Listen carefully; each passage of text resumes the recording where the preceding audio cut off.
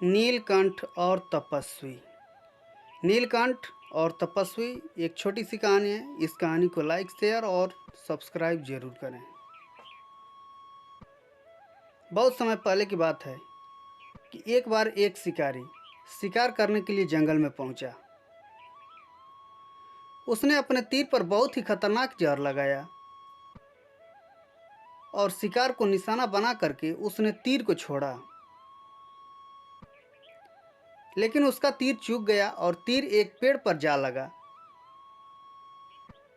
वह पेड़ बहुत ही हरा भरा था तथा बहुत सारे नीलकंठ पक्षी उस पेड़ पर रहते थे। जैसे ही वह जहरीला तीर उस पेड़ पर जाकर लगा, वह पेड़ धीरे धीरे सूखने लगा और उस पेड़ पर जो भी नीलकंठ पक्षी रहते थे वह एक एक करके उस पेड़ को छोड़कर जाने लगे।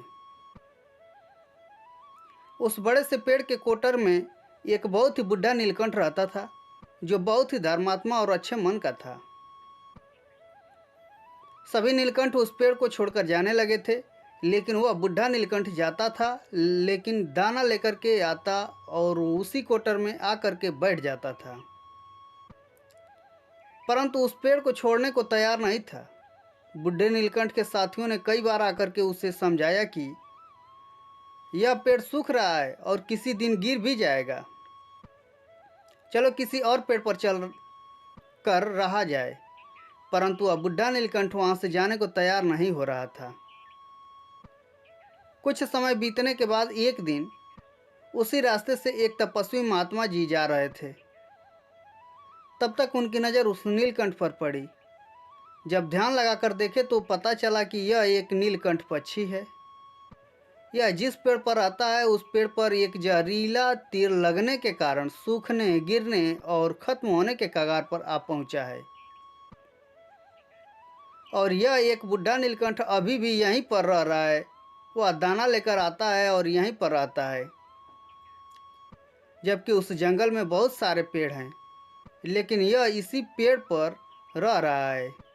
तपस्वी महात्मा नीलकंठ के पास पहुंचकर उस बुढ़े नीलकंठ से कहने लगे कि आप बहुत धर्मात्मा हैं, बहुत ही अच्छे मन के हैं, लेकिन आप इस पेड़ को छोड़कर किसी और पेड़ पर चले जाइए, क्योंकि यह पेड़ कुछ ही दिनों में गिर जाएगा। तालाब के पास में बहुत से बड़े बड़े हरे भरे पेड़ हैं, बड़े बड़े कोटर हैं। उन पेड़ों पर फल भी लगे हुए हैं, उन्हें वहीं पर तोड़कर खा सकते हैं, परंतु यहाँ से आप चले जाएं। नीलकंठ बोला, माफ़ कीजिएगा, इस पेड़ ने मुझे जीवन दिया है, शिकारियों से मेरी रक्षा की है, हर मौसम मेरे साथ रहा है। एक कोटर मेरा घर है, यहाँ मैं पला बड़ा हूँ। इस पेड़ को मैं छोड़कर कैसे जा सकता हूँ? इस पर संकट आया है तो क्या मैं इसे छोड़कर चला जाऊँ? मैं ऐसा कभी नहीं कर सकता। तपस्वी महात्मा नीलकंठ के इस बात से बहुत ही प्रसन्न हुए। उन्होंने नीलकंठ से कहा, मैं आपके इस बात से बहुत ही खुश हूँ, यानी कि आप इसी पेड़ पर रहेंगे। उस बुढ़े नीलकंठ ने कहा, मुझे बस इतना बताना है कि जिस पेड़ ने मुझे जन्म दिया, जहाँ मैं रहा पला बढ़ा, जिसे आप मेरा जन्मभूमि कह सकते हो, आप इसे फिर से वैसा ही हरा भरा कर सकते हैं तो कर दो जैसा यह था। तपस्वी महात्मा जी ने उसी पेड़ के नीचे तपस्या करना शुरू कर दिए तथा रोज उस पेड़ में पानी डालने लगे। धीरे धीरे समय बीतता गया और पेड़ पहले की तरह हरा भरा होता गया। अब वापस से उस पेड़ पर आकर के बाकी नीलकंठ रहने लगे। वह बुढ़ा नीलकंठ कुछ समय तक और जिंदा रहा, फिर उसकी मृत्यु हो गई और वह स्वर्ग में चला गया। कहानी से सीख। यह कहानी हमें सिखाती है कि जब भी किसी इंसान का बुरा दौर आता है तो इमोशनली वह टूटा हुआ होता है। उसे किसी के सहारे की ज़रूरत होती है, किसी की आवश्यकता होती है। अगर आप ऐसे समय में उसे छोड़कर चले जाएंगे, उससे बात नहीं करेंगे, मुंह मोड़ लेंगे, तो यह मानकर चलें कि आपसे बुरा और कोई नहीं है। क्योंकि आप किसी के सुख का साथी बने या न बने, लेकिन आपको हमेशा किसी के दुख का साथी जरूर बनाना चाहिए। हो सके तो नीचे दिए गए प्रश्नों के उत्तर कमेंट बॉक्स में कमेंट कर जरूर बताएं।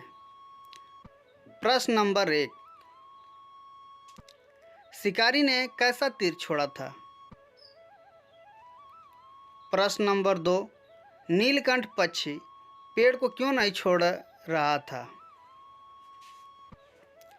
इस प्रकार की कहानियों के लिए हमारे चैनल को लाइक, सब्सक्राइब और शेयर जरूर करें। आपने अपना बहुमूल्य समय दिया, इसके लिए दिल के अनंत गहराइयों से आपका धन्यवाद।